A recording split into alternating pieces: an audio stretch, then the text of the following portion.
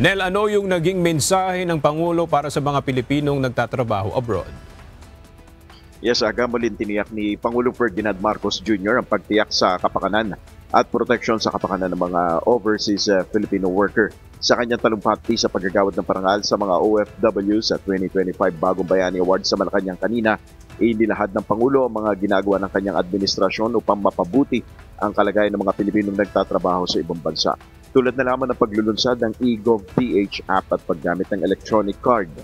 Sa ngayon, ginagawa na natin digital ang ilang proseso ng pagtatrabaho sa ibang bansa tulad ng OFW Travel Pass sa eGov.ph app at ang Online Employment Contract Verification System.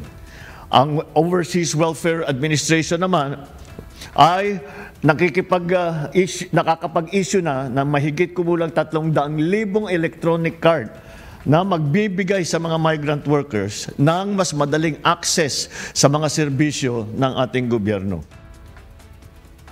Pagdating sa aspetong pangkalusugan, ayon sa Pangulo, mayroon ng itinayo na OFW Hospital, OWA Butika at mas pinalakas na programang pangkalusugan. Asahan rin anya ang tulong ng gobyerno sa pamamagitan ng Action Fund. Ayon sa Pangulo, mahigpit rin ang pagpapatupad ng seguridad sa mga OFW sa pamamagitan ng paglaban sa human trafficking. Binigyan din ng Pangulo ang patuloy na suporta ng gobyerno sa mga OFW. Yan muna ang ating update. Balik sa iyo, Aga. Maraming salamat, Nel Maribo.